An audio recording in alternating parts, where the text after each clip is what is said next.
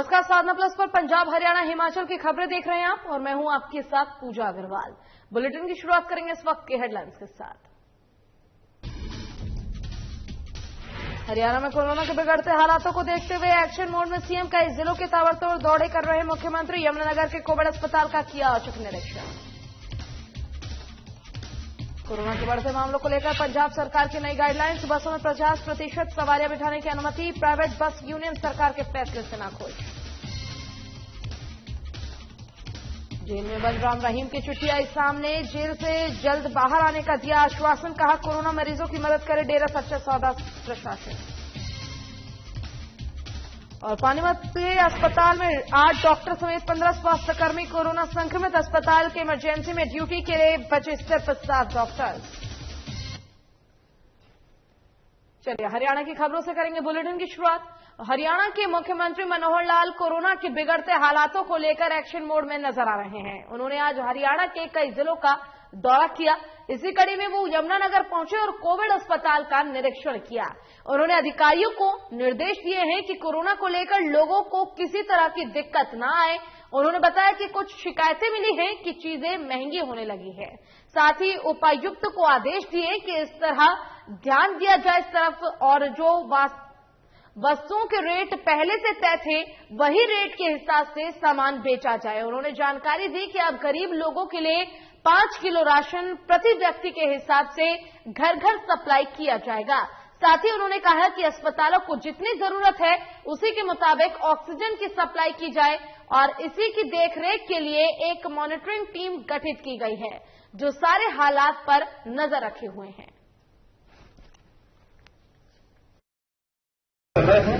और उस सबकी इतना ही है कि लोग थोड़ा डिस्टेंसिंग बनाकर रखें और गैदरिंग ज्यादा बड़ी न करें। लेकिन हम ये भी चाहते हैं कि जो आर्थिक चक्र है वो न टूटे, लोगों के काम व्यवसाय वो एकदम ऐसे बंद ना हो जाए। पिछली बार लॉकडाउन का सबसे बड़ा जो दुष्परिणाम था उसको नहीं आने देना चाहते। कोशिश कर रहे हैं कि इस सारे में से ही सारी चीजें काबू में आए। अगर स्थिति बिगड़ती है तो फिर किसी प्रकार के और भी निर्णय लेने की आवश्यकता होगी। और अमृतसर के थाना महकमपुरा में जमीनी विवाद को लेकर 2 लोगों के बीच झड़प हो गया।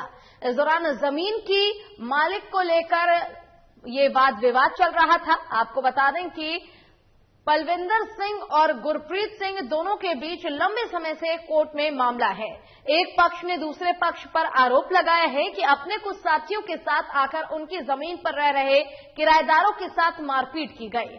बताया कि पलविंदर सिंह राजनीतिक पार्टी के साथ संबंध रखते हैं जिसको लेकर उनके खिलाफ कोई भी सुनवाई नहीं हो रही है। और उन्होंने मुख्यमंत्री कैप्टन अमरिंदर सिंह और डीजीपी दिनकर गुप्ता और अमृतसर पुलिस कमिश्नर के साथ इंसाफ की गुहार लगाई है।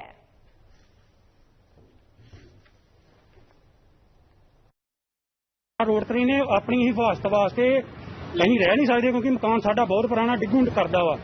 कहीं अपने किराएदार भईए इत्थे रेंट ते रखे, उन्होंने को महीना रेंट ने 5 साल तो रहिंदे ने। गवाह भी अपने बयान कमल बंद कराउणगे। ਉਹ ਉਹਨਾਂ ਨੂੰ ਕੁੱਟ ਕੇ परसों रात ਨੂੰ ਕੁੱਟ ਮਾਰ ਕੇ ਉਹਨਾਂ ਦੀਆਂ ਫ੍ਰਿਜ, ਟੀਵੀ, ਕੂਲਰ, ਅਲਮਾਰੀ, ਲੀੜਾ ਲੱਤਾ ਸਭ ਲੈ ਗਿਆ, ਜਿਹਦੇ ਵਿੱਚ ਉਹਦੇ ਵਿਚਾਰੀ ਦੇ ਮਾੜਾ ਮੋਟੇ ਕੋਈ ਗਹਿਣੇ ਵੀ ਕਾਂਡੇ ਵੀ ਹੈਗੇ ਜਿਹੜੇ ਉਹ ਵੀ ਇਹਨਾਂ ਨੇ ਛੱਡੇ।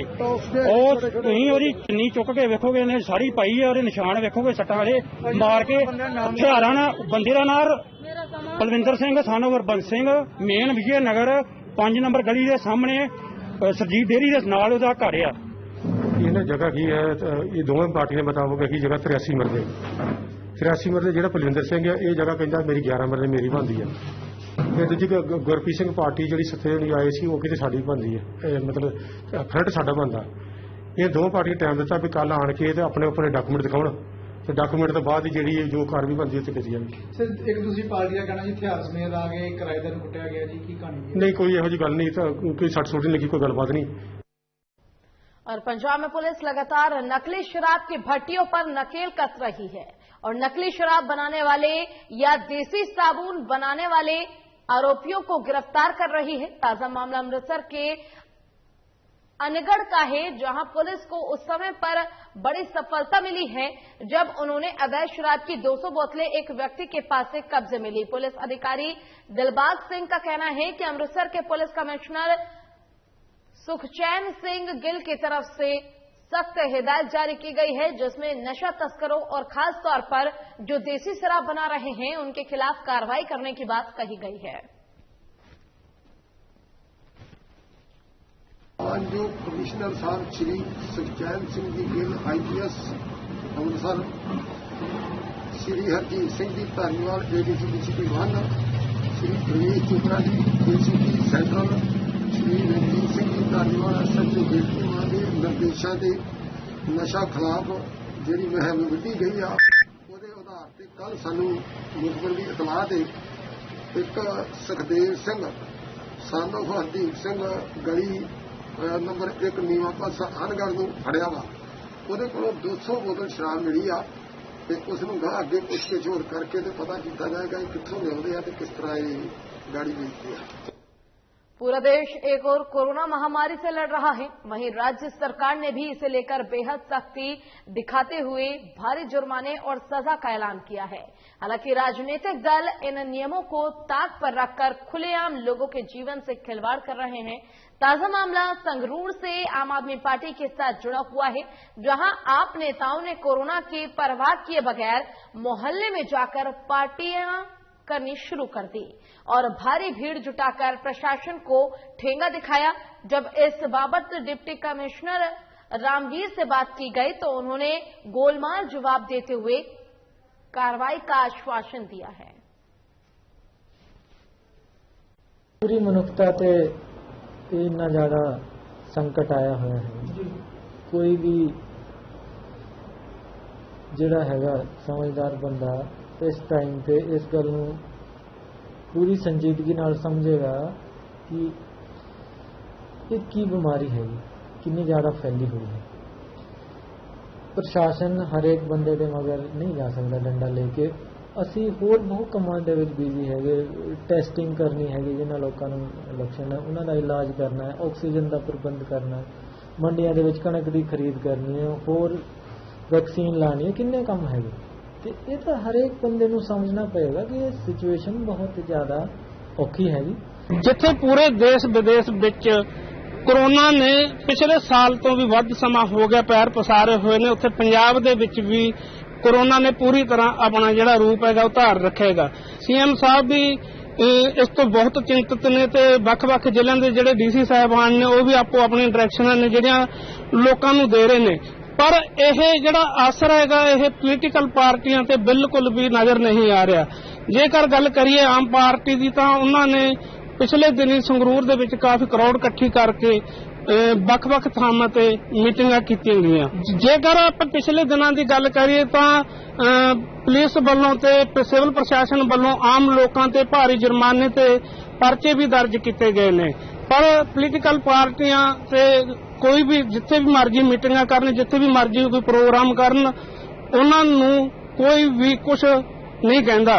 जदों इस संबंध दे विच मानयोग DC साहब संगरूर नाल गलबात की तो वह भी इस उन्होंने पार्टी वाले नूं बचाउंदे हुए नज़र आए तो गोल मोल जवाब दे के जिहड़ा अपना पल्ला झाड़िया। जदों इस सारे मामले संबंधी आम पार्टी के आगू मिंकू जबंदा नाल गलबात की गई तो उन्होंने भी यही कह के अपना पल्ला झाड़िया भी मैं उस प्रोग्राम विच गया जरूर सी, पर जदों काफी इकट्ठ देखा तो मैं उन्होंने यह कह के भी यह इकट्ठ ज्यादा है, बिना मास्क तो बैठे सी ते बिना सोशल डिस्टेंसिंग तो उन्होंने कहते भी असी नाल दी नाल अपना जिहड़ा प्रोग्राम कैंसल करके उत्थों आ गए। जबकि मामला हैगा भी जिहड़ा मिंकू जबंदा उत्थे स्पीच भी दिती ते उत्थे आम लोकां दे विच बैठे विखाई भी दिते। कैमरामैन मनी वर्मा दे नाल जगतार बाबा, साधना प्लस न्यूज संगरूर। चलिए फगवाड़ा की बात करेंगे, जहां किसानों की ओर से मंडी के बाहर हाईवे पे चक्का जाम किया गया। मामला रेहाना जटा गांव का है। धरने पर बैठे किसानों का कहना है कि हम 4-5 दिनों से लगातार मंडी के अंदर अपनी फसल को लेकर बैठे हैं, ना तो मंडी के अंदर बारदाना आ रहा है और ना ही हमारी फसल की लिफ्टिंग हो रही है। इसलिए आज हमें आखिरकार रोड जाम कर धरना प्रदर्शन करना पड़ा। किसानों की ओर से सरकार के खिलाफ जमकर नारेबाजी की गई।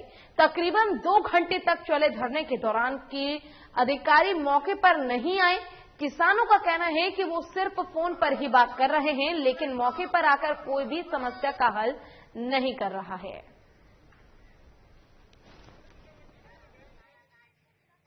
बोला जी कणक दे बारदाने ਲਈ ਆ ਅੱਜ 3-3 ਦਿਨ ਹੋ ਗਏ ਸਾਨੂੰ ਮੰਡੀ 'ਚ ਬੈਠਿਆਂ ਨੂੰ ਬਾਰਦਾਨਾ ਆ ਨਹੀਂ ਰਿਹਾ ਤੇ ਜ਼ਿਮੀਂਦਾਰ ਬਹੁਤ ਪਰੇਸ਼ਾਨ ਹੋ ਰਿਹਾ। ਉੱਤੋਂ ਦੇਖੋ ਗਰਮੀ ਉੱਤੋਂ ਮੌਸਮ ਦੇਖੋ ਕਿੰਨਾ ਖਰਾਬ ਆ। ਹਜੇ ਤੱਕ ਬਾਰਦਾਨਾ ਨੇ ਆ ਸਵੇਰ ਦਾ ਕੋਈ ਹਜੇ ਤੱਕ ਇੱਥੇ ਸਾਰ ਲੈਣ ਨਹੀਂ ਆਇਆ ਵੀ ਕਿਉਂ ਕਿਸਾਨ ਬੈਠੇ ਆ ਇੱਥੇ ਸੜਕਾਂ ਤੇ। ਕਿੰਨੀ ਧਰਨਾ ਅੱਜ ਸਵੇਰੇ 9 ਵਜੇ ਤੋਂ ਹੈ ਜੀ। ਕੋਈ ਸਰਕਾਰੀ ਅਧਿਕਾਰੀ ਤੁਹਾਨੂੰ ਮਿਲਣ ਆਇਆ? ਨਹੀਂ ਕੋਈ ਨਹੀਂ ਆਇਆ ਜੀ, ਬस फोन ते गल्लां करदे आ बारदाना आ जाना धरना चक लो। और कोरोना के बढ़ते मामलों को देखते हुए प्रदेश सरकार ने नई गाइडलाइन जारी की है जिसमें बसों में 50% सवारियों को बिठाने की इजाजत दी गई है। हालांकि इसके चलते प्राइवेट बस यूनियन ने हड़ताल कर दी है। यूनियन नेताओं का कहना है कि प्राइवेट बसों को काफी दिक्कतों का सामना करना पड़ रहा है, सवारियां कम मिल रही है, लेकिन उसके बावजूद सरकार टैक्स में कोई भी कटौती नहीं कर रही है। उन्होंने सरकार से टैक्स में कटौती करने की अपील की है। प्रधान है अमृतसर गुरदासपुर डिस्ट्रिक्ट बस एसोसीएशन। मसला यह है भी साडा रोजगार खत्म करता सरकार ने, 50% साडी बुकिंग करती आ, ਉਹਦੇ ਲਈ ਸਾਡਾ ਰੋਸ ਆ। ਸਾਡਾ ਖਰਚਾ ਨਹੀਂ ਪੂਰਾ ਹੁੰਦਾ, ਡੀਜ਼ਲ ਨਹੀਂ ਪੂਰਾ ਹੁੰਦਾ, ਬਾਕੀ ਤੇ ਬੜੀ ਦੂਰ ਦੀ ਗੱਲ ਆ ਕਿ ਕੋਈ ਟੈਕਸ ਪੂਰਾ ਹੋਵੇ, ਸਾਡੀਆਂ ਕਿਸ਼ਤਾਂ ਪੂਰੀਆਂ ਹੋਣ। ਉਹਦੇ 'ਚ ਹੜਤਾਲ ਕੀਤੀ ਆ। ਹੜਤਾਲ ਉਹਨਾਂ ਚਿਰ ਜਾਰੀ ਰਹੇਗੀ ਜਿੰਨਾ ਚਿਰ ਸਾਡੀ ਮੰਗ ਨਹੀਂ ਮੰਨੀ ਜਾਂਦੀ। ਇਹੋ ਮੇਜਰ ਮੰਗ ਸਾਡੀਆਂ ਸਵਾਰੀਆਂ ਪੂਰੀਆਂ ਕੀਤੀਆਂ ਜਾਣ, ਸਵਾਰੀਆਂ ਦੇ ਵਿੱਚ ਸਾਡਾ ਘੱਟ ਚੱਲਦੇ ਰਹੇ, ਸਾਡਾ ਟੈਕਸ ਮਾਫ ਕੀਤਾ ਜਾਵੇ। ਅੰਮ੍ਰਿਤਸਰ ਅੱਜ ਮਿੰਨੀਆਂ ਬੱਸਾਂ ਤੇ ਵੱਡੀਆਂ ਬੱਸਾਂ ਹੀ ਸਾਰੀਆਂ ਖੜੀਆਂ ਕੀਤੀਆਂ। ਉਹਦਾ ਕਾਰਨ ਇਹ ਹੈ ਕਿ ਪੰਜਾਬ ਸਰਕਾਰ ਨੇ 50% ਸਾਡੀਆਂ ਸਵਾਰੀਆਂ ਕਰਤੀਆਂ। ਉਹਦੇ ਰੋਸ ਦੇ ਵਜੋਂ ਸਾਡੀ ਦੇ 100% ਜਿਹੜੀ ਸਵਾਰੀ ਆ ਉਹਦੇ ਵਿੱਚ ਵੀ ਸਾਡਾ ਗੁਜ਼ਾਰਾ ਨਹੀਂ ਹੁੰਦਾ। ਅਸੀਂ ਟੈਕਸ ਪੂਰਾ ਨਹੀਂ ਕਰ ਸਕਦੇ, ਸਾਡਾ ਡੀਜ਼ਲ ਨਹੀਂ ਪੂਰਾ ਹੋ ਰਿਹਾ। ਇਸ ਕਰਕੇ ਇਸ ਰੋਸ ਦੇ ਵਜੋਂ ਅਸੀਂ ਮਿੰਨੀਆਂ ਤੇ ਵੱਡੀਆਂ ਬੱਸਾਂ ਸਾਰੀਆਂ ਮੁਕੰਮਲ ਤੌਰ ਤੇ ਬੰਦ ਕਰਤੀਆਂ। ਉਹ ਜਿੰਨੇ ਦਿਨ ਸਰਕਾਰ ਦਾ ਸਾਡੇ ਤੋਂ ਕੋਈ ਲਿਖਤੀ ਪੜਤੀ ਕੋ ਨਹੀਂ ਆਉਂਦਾ ਵੀ ਪੂਰੀਆਂ ਸਵਾਰੀਆਂ ਤੁਸੀਂ ਭਾਓਗੇ, ਮੁਕੰਮਲ ਤੌਰ ਤੇ ਮਿੰਨੀਆਂ ਬੱਸਾਂ ਤੇ ਵੱਡੀਆਂ ਬੱਸਾਂ ਸਾਰੀਆਂ ਅਸੀਂ ਅੰਮ੍ਰਿਤਸਰ ਜ਼ਿਲ੍ਹੇ ਦੀਆਂ ਬੰਦ रखांगे। राज्य सरकार ने 1 अप्रैल से महिलाओं के लिए सरकारी बसों में फ्री यात्रा की शुरुआत की थी, जिसे लेकर शुरुआत में राज्य सरकार ने खूब वाहवाही भी लूटी थी। लेकिन अब उस योजना में काफी खामियां देखने को मिल रही है, जिसके चलते महिलाओं में भी खासा रोष दिख रहा है। फिरोजपुर की बात करें तो छावनी बस स्टैंड पर कुछ महिलाओं ने बताया कि वे सुबह से बसों का इंतजार कर रही है, लेकिन उन्हें किसी भी सरकारी बस में चढ़ने नहीं दिया जा रहा है। उन्होंने कहा कि ज्यादातर बस कंडक्टर उन्हें पहले से बसों में सवारी होने का हवाला देकर छोड़ देते हैं, जिसके कारण उन्हें काफी कठिनाइयों का सामना करना पड़ रहा है।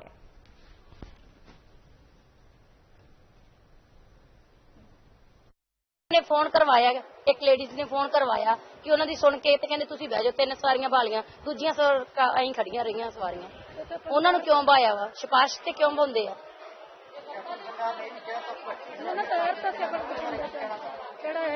किसी नूं भी नहीं चढ़ाउंदे, अपनी मर्जी दे मालक आ ओह। इन्हां दा रूल गलत आ। फिर गुमराही किया गया वीरे। ਅਸੀਂ 1 ਘੰਟਾ ਹੋ ਗਿਆ ਬੈਠਿਆਂ ਨੂੰ, 4 ਬੱਸਾਂ ਉਦੋਂ ਦੀਆਂ ਲੰਘ ਚੁੱਕੀਆਂ ਨੇ, ਸਾਡੀ ਕੋਈ ਵੀ ਸੁਣਵਾਈ ਨਹੀਂ ਕੀ। ਆਂਦੇ ਨੇ ਕਿ ਫਾਜ਼ਿਲਕਾ ਦਾ ਜਿਹੜਾ ਹੋਊਗਾ ਉਹਨੂੰ ਪੱਕੇ ਅੱਡੇ ਵਾਲੇ ਨੂੰ ਉਤਾਰਨਾ, ਰਾਹ ਦੀ ਸਵਾਰੀ ਨੂੰ ਨਹੀਂ ਅਸੀਂ ਚੜਾਉਣਾ। 3-6 ਮਹੀਨਿਆਂ ਦਾ ਮੇਰਾ ਬੱਚਾ ਉਹ ਰੋਣ ਡਿਆ, ਗਰਮੀ ਇੰਨੀ ਆ। ਅਸੀਂ ਇਹੋ ਜਿਹੀ ਸਰਕਾਰ ਦਾ ਕੀ ਕਰਨਾ ਜਦੋਂ ਪਾਸ ਚੱਲਦੇ ਪੈਣੇ ਆਂਦੇ ਸਵਾਰੀ 25 ਸਵਾਰੀਆਂ ਤੋਂ ਵੱਧ ਸਵਾਰੀ ਨਹੀਂ ਅਸੀਂ ਚੜਾਉਣੀ। ਕਰੋਨਾ ਜ਼ਿਆਦਾ ਅਲਸੂ ਕੇ ਅਸੀਂ ਉਤਰਨਾ ਹੈ, ਰਾਹ 'ਚ ਉਤਾਰਦੇ ਨਹੀਂ ਪੈ ਗਏ। ਅਸੀਂ ਕੀ ਕਰੀਏ ਦੱਸੋ। और बल्लभगढ़ में बढ़ते कोरोना वायरस के मामलों को देखते हुए बल्लभगढ़ मार्केट के कुछ व्यापारी चाहते हैं कि लॉकडाउन लगाकर दुकानों को बंद कराया जाए। हालांकि कुछ दुकानदारों ने यह भी कहा कि लॉकडाउन लगाना समय का समस्या का हल नहीं है। अगर मार्केट में लॉकडाउन लगाकर इसे बंद किया जाता है तो इसका असर सीधे व्यापारी वर्ग पर जाएगा। डूबते व्यापार से व्यापारी बड़ी मुश्किलों से बाहर निकल रहे हैं। अगर मार्केट फिर से बंद होती है तो व्यापारी फिर कर्ज के बोझ में डूब जाएंगे। दुकान चलाने वाले दुकानदारों का कहना है कि पहले ही प्रशासन के आदेशों का पालन किया जा रहा है। मार्केट शाम को 6 बजे बंद हो जाती है। मार्केट में आने वाले लोगों से हम खुद अपील करते हैं कि वो मास्क लगाकर दुकानों में आए, और अगर मास्क नहीं लगाया तो उन्हें जो भी सामान है वो नहीं दिया जाएगा। वहीं कस्टमर को सैनिटाइज भी करवाया जाता है और एक दुकान में सिर्फ 2 लोगों के अलावा किसी तीसरे को अंदर नहीं आने दिया जाता।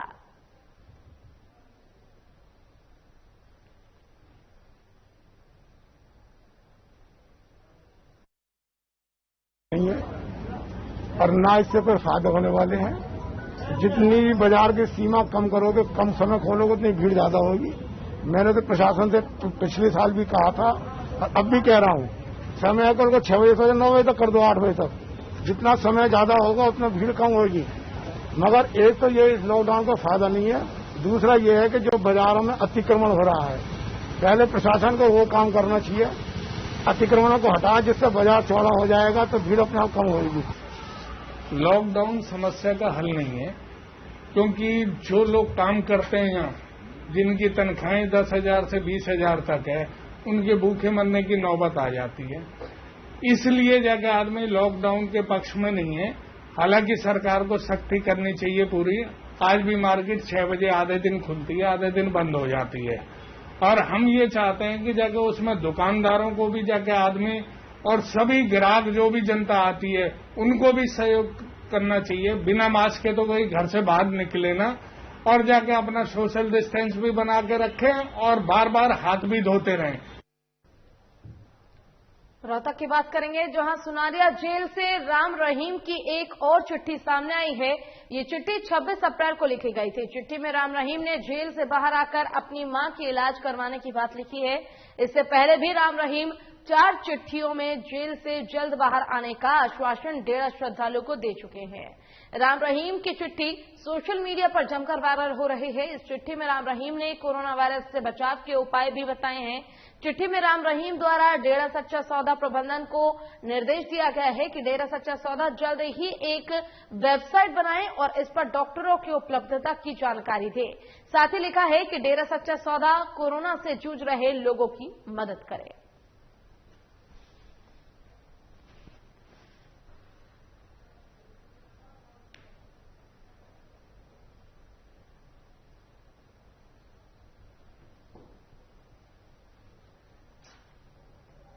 और ऑक्सीजन को लेकर पूरे देश में महामारी चल रही है। पानीपत में कोरोना संक्रमितों को लाने ले जाने में लगी प्राइवेट एम्बुलेंस को ऑक्सीजन नहीं मिल पा रही है। ऑक्सीजन न मिलने पाने के कारण उन्हें परेशानी का सामना करना पड़ रहा है। इस समस्या को लेकर प्राइवेट एम्बुलेंस चालकों ने सामान्य अस्पताल प्रांगण में रोष जताया है। सीएमओ ने कहा कि निजी एम्बुलेंस संचालक एक लिस्ट दे, जिसके बाद विभाग सभी को ऑक्सीजन मुहैया कराएगा। बता दें कि स्वास्थ्य विभाग चिन्हित अस्पतालों को छोड़कर अन्य किसी को भी ऑक्सीजन की सप्लाई नहीं दे रहा है।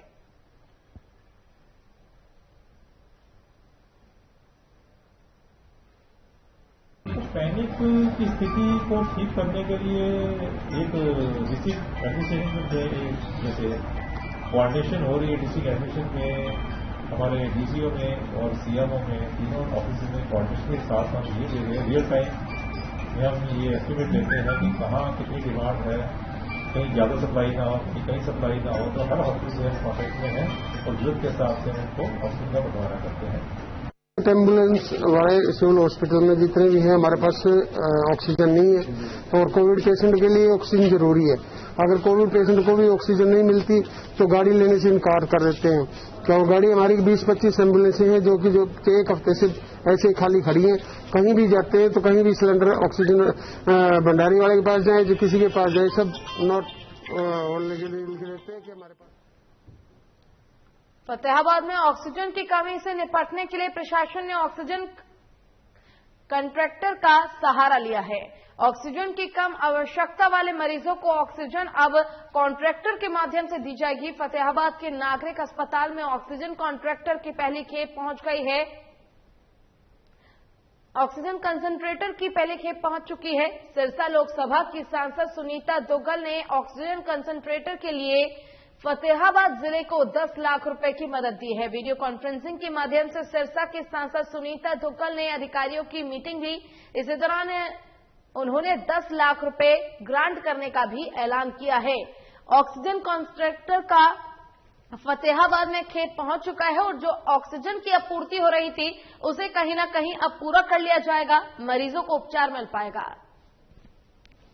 आज जैसे कि हरियाणा सरकार के निर्देशानुसार भी और सरकार की हिदायत के अनुसार डिस्ट्रिक्ट कंसल्टेटिव कमेटी की मीटिंग थी, जिसमें हमारे क्षेत्र के सांसद महोदया सुनीता दुग्गल जी और हमारे विधायक महोदय सभी ऑनलाइन जो हमसे जुड़े हुए थे, जिसमें सभी अधिकारी थे, एसपी साहब थे, डीएसपी साहिबान थे, एसडीएम साहब थे और हमारे जो इलेक्टेड मेंबर्स हैं वो सभी हमारे से जुड़े हुए थे।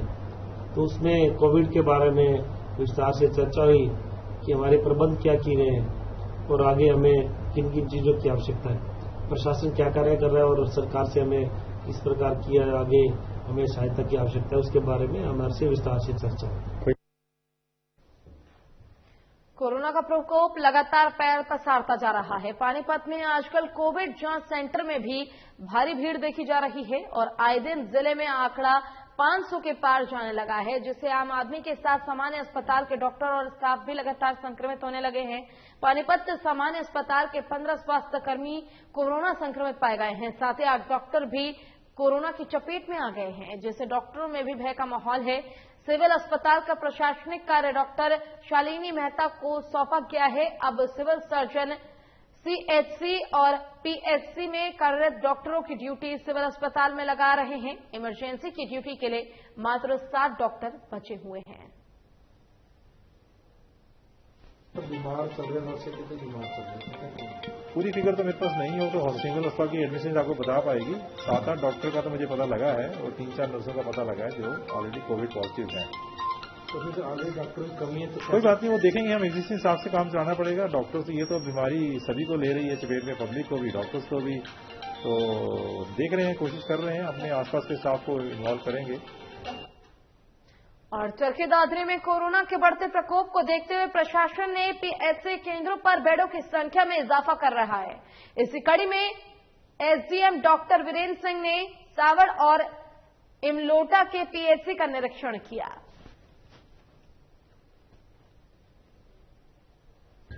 आज पीएचसी इमलोटा और पीएचसी सावड़ का निरीक्षण किया गया है। इन दोनों पीएचसी में 50-50 बेड की सुविधा का जो है अरेंजमेंट किया गया है, ताकि दादरी में बढ़ते हुए कोरोना केसेज को देखते हुए अगर किसी प्रकार की कोई समस्या आती है तो इनको यूटिलाइज किया जाएगा और दादरी में हर प्रकार की सुविधा मरीजों को दी जाएगी। और पंजाब सरकार ने कोरोना नियमों में बढ़ोतरी कर प्रदेश में सख्त निर्देश जारी किए हैं, जिसके चलते जिले में वीकेंड कर्फ्यू और लॉकडाउन के आदेश भी जारी कर शाम 5 बजे से सभी दुकानों और कारोबार को बंद करने के आदेश दे दिए गए हैं। मेरे अपने भी ठेके आ ते मेरी प्रॉब्लम यही आ रही है सब तो वड्डी, मैं सरकार नूं रेवन्यू देना पर डे घट्टो घट्ट 3 लाख रुपया, जिहदे विच पहला टाइमिंग हुंदी सी 9 बजे तो 11 बजे तक, ਜਿਹੜੀ ਟਾਈਮਿੰਗ ਹੁਣ ਘਟਾ ਕੇ ਕਰ ਦਿੱਤੀ ਹੈ 5 ਵਜੇ ਤੱਕ। ਤੇ 5 ਵਜੇ ਮੇਰੇ ਹਿਸਾਬ ਨਾਲ ਨਹੀਂ ਸਾਡੇ ਪੈਸੇ ਕਿਤੇ ਪੂਰੇ ਹੁੰਦੇ ਤੇ ਪੱਲਿਓਂ ਪਾ ਕੇ ਪੈਸੇ ਕੋਈ ਕੰਮ ਨਹੀਂ ਕਰ ਸਕਦਾ। ਇਸ ਆ ਕਿ ਸਰਕਾਰ ਅੱਗੇ ਇੱਕੋ ਹੀ ਦਰਖਾਸਤ ਆ, ਜਾਂ ਤਾਂ ਪੱਕਾ ਇਹ ਬੰਦ ਕਰ ਦੇਣ ਤੇ ਜਾਂ ਫਿਰ ਟਾਈਮਿੰਗ ਵਧਾਈ ਦੇ ਜਾਵੇ। ਤੇ ਜੇ ਤੁਸੀਂ 5 ਵਜੇ ਟਾਈਮਿੰਗ ਕਰਨੀ ਉਸ ਹਿਸਾਬ ਨਾਲ ਸਾਡਾ ਰੈਵਨਿਊ ਲਿੱਤਾ ਜਾਵੇ। ਤੇ ਸਾਡੇ ਸੁਲਤਾਨਪੁਰ 'ਚ ਵੀ ਠੇਕੇ ਆ ਤੇ ਕਪੂਰਥਲੇ 'ਚ ਵੀ ਜ਼ਿਲ੍ਹੇ ਦੇ ਵਿੱਚ ਠੇਕੇ ਆ।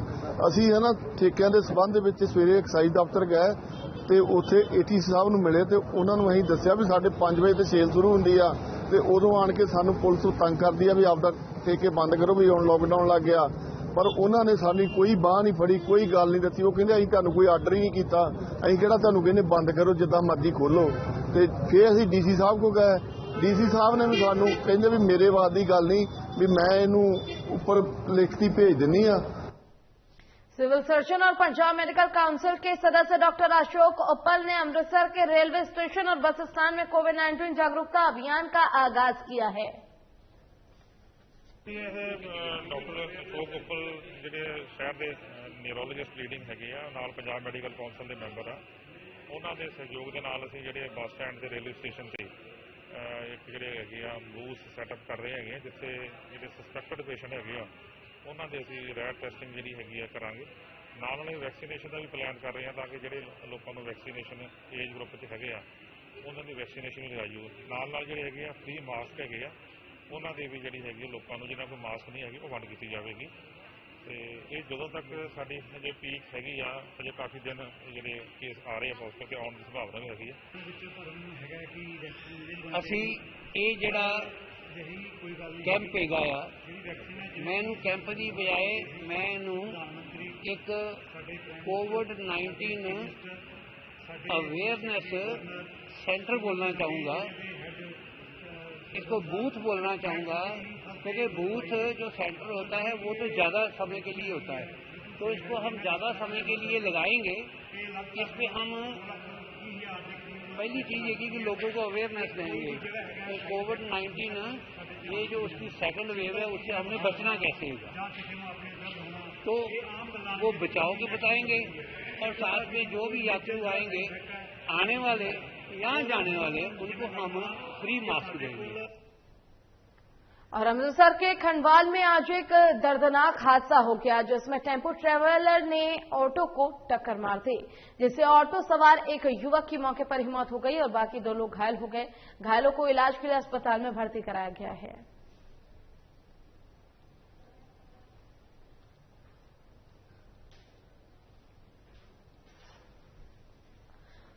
अगली खबर चरखी दादरी की है, जहां एक कोरोना पॉजिटिव महिला को वेंटिलेटर नहीं मिलने से महिला की मौत हो गई। वहीं परिजनों ने स्वास्थ्य विभाग पर वेंटिलेटर नहीं देने के आरोप लगाए हैं। आपको बता दें कि महिला की मौत होने के बाद परिजनों को अंतिम संस्कार के लिए भी दिन भर भटकना पड़ा।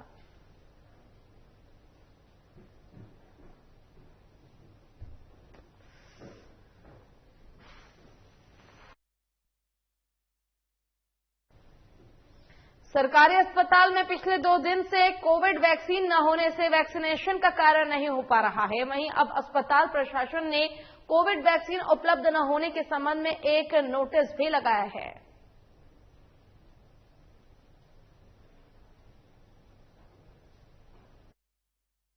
सेकंड डोज लगनी थी मेरे को, लेकिन यहाँ पर 2 दिन से वैक्सीन खत्म है। यहाँ तो सेकंड डोज अभी मैं ये सोच रहा हूँ कि जो 18 से 25 जो कल शुरू करने जा रही है प्रोग्राम, वो तो कैसे सिरे चढ़ेगा जब 45 से ऊपर वालों को नहीं लग रही और काफी बुजुर्ग यहाँ से परेशान होकर बाहर जा रहे हैं। वैक्सीन नहीं है 2 दिन से बिल्कुल भी, और हम यहाँ पर आए और बहुत से बुजुर्ग लोग यहाँ से खाली चले गए। और मॉडल संस्कृति स्कूल में ऑनलाइन या ऑफलाइन दाखिले का आज आखिरी दिन है। विद्यार्थी ऑनलाइन परीक्षा के परिणाम के साथ ही बच्चों का अगले कक्षा में दाखिल भी हो चुका है और अब अभिभावक विद्यार्थियों के डॉक्यूमेंट्री ऑनलाइन भेजकर दाखिला ले सकते हैं।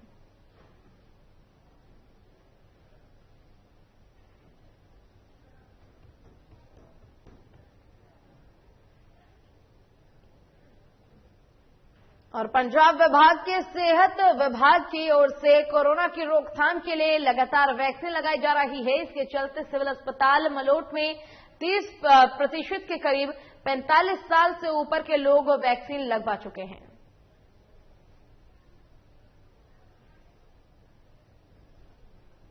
ਇਸ ਤਰ੍ਹਾਂ ਜੀ ਜਿਹੜੀ ਮਲੋਟ ਦੇ ਵਿੱਚ ਹੈ, ਹੁਣ ਪਿਛਲੇ ਕੁਝ ਦਿਨਾਂ ਤੋਂ ਲੋਕਾਂ ਦੇ ਵਿੱਚ ਉਤਸ਼ਾਹ ਬਹੁਤ ਦੇਖਿਆ ਗਿਆ ਵੈਕਸੀਨ ਲਵਾਉਣ ਲਈ। ਪਹਿਲਾਂ लोग घट आ रहे थे इस पास, शायद उन्होंने कोई ਇਹਦੇ बारे कोई गलत। चलिए इसी के साथ फिलहाल के लिए इस बुलेटिन में बस इतना ही। खबरों का सिलसिला लगातार साधना प्लस पर जारी है और साधना प्लस आप सभी से अपील करता है अपने घर में सुरक्षित रहें और कोरोना से जंग में सहायता करें। नमस्कार।